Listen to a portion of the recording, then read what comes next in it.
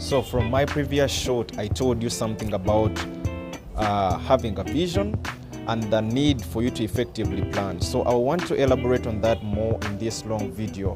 I hope you stay around and learn something.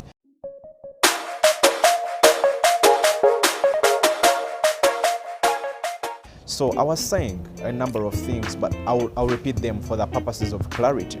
So I said that a vision without a plan is useless. In fact, you're not going to be able to achieve it. So there is what we call effective planning and active planning. You see, visions don't change, but plans change. Plans can be also strategies, how we get along to achieve our visions that we have. A vision is a big picture. It's basically where you want to be, where you see yourself 10 years from now, 5 years from now, 15 years from now. Some people go up to 100 years from now. Now, along the way, you realize technology changes, means change, mediums change, and so on and so forth. So plans have to be active. What we mean by active, you have to keep adjusting your plan in order to suit the technology at that time, in order to suit the kind of resources that you have, but the vision doesn't change. Now, let me talk about goals.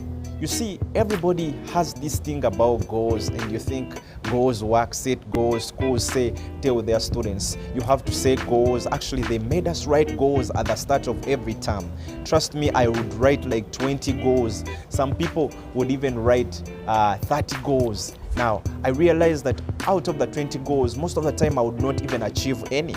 So, you know what I did as a kid, I was like, I think I should write 2 goals that I can achieve. And I would write 2 goals, but even then 2 goals to achieve them was very hard.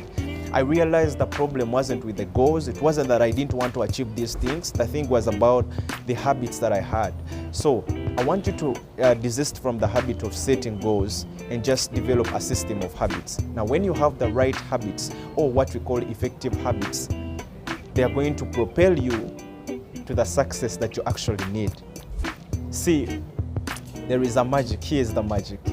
See, our brains work better when they are doing things unconsciously. A habit is, of course, going to be registered in the subconscious mind. You're not going to be focusing on it all the time, so you're not going to be running around and draining yourself and all that. It will just be something that you do every day. If, for example, you're a student, you find yourself reading a book every morning at 6 a.m. Before you start anything else, you're reading a book, even if it's holiday. You might say, I'm going to develop a habit of being in class 5 minutes before class starts. So even when they say, whoever comes 5 minutes late, I'm going to chase you out of class, you won't be among those people. If, for example, you're a business, you don't have to set a goal of making certain number of sales. You just have to say, how do we increase the sales? And maybe the habits that you're going to take on to increase your sales is going to be, you're going to improve your customer service. And maybe you'll do also customer giving back.